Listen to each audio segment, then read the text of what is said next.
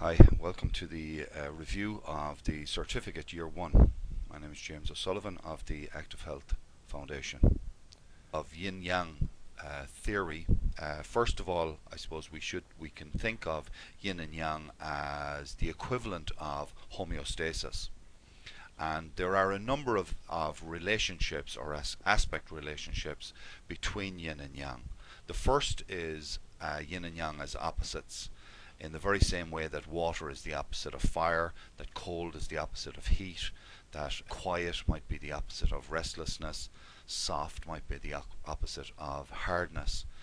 Inhibition would be the opposite of excitement, and slowness would be the opposite of rapidity.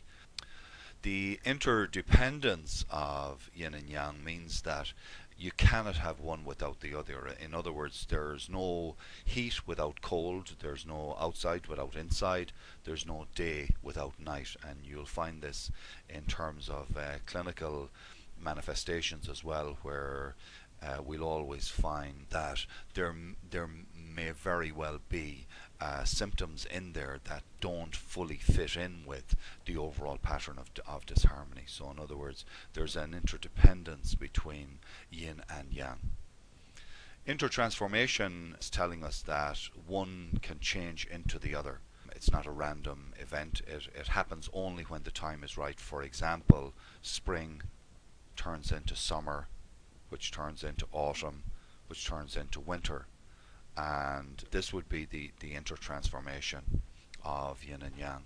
Infinite divisibility means that we'll always find an element of one within the other.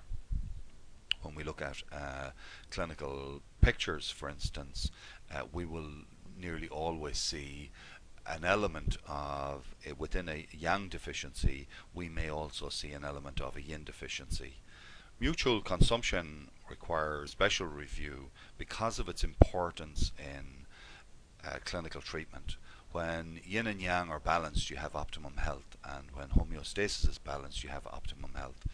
Let's just take a look at the balance line, for instance, where we have optimum health and equal quantities or qualities of yin and yang.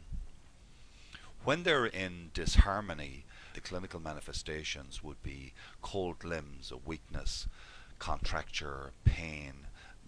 Pain is improved by heat, and the tongue is pale, the pulse is slow. There may be other qualities to the tongue and pulse in this case as well. You can see here that yin is well above the optimum health line, and as yin is above the health line, it consumes some of yang. Just in the very same way that if we take our chances and walk out into a very cold day, the cold itself will take away some of our heat and we'll feel cold. So when we look at our options for diagnosing this particular pattern of disharmony, we have 4 options, and of course by now you would have guessed that this is a full cold pattern.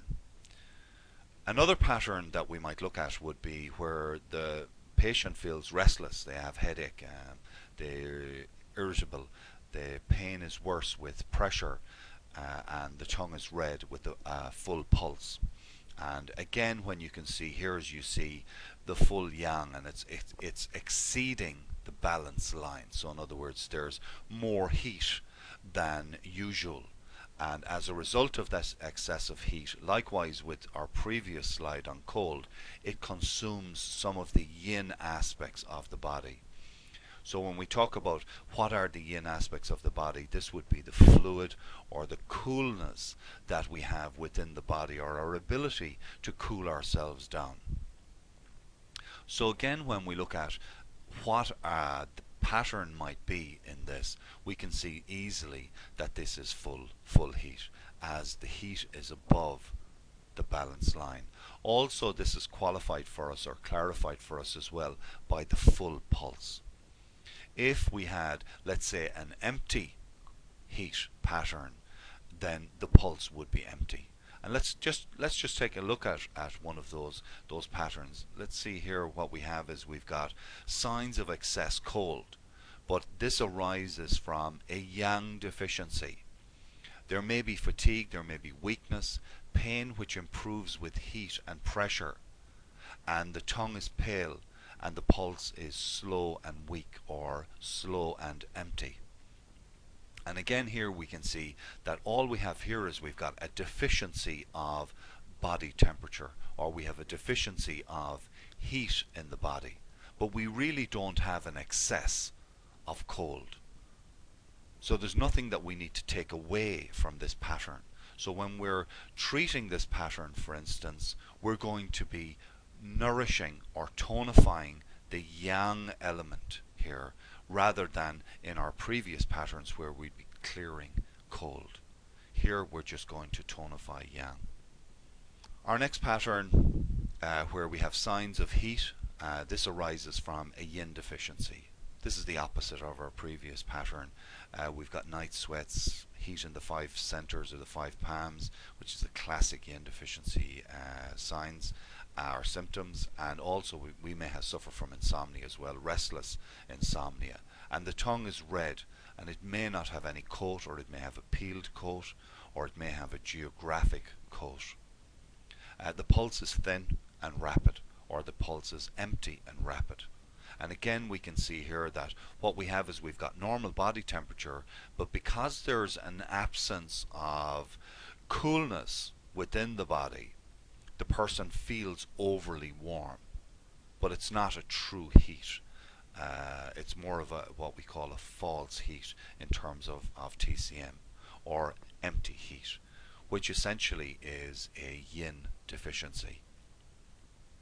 And when we can understand these terms, these diagnoses of empty heat, we have points that actually clear empty heat.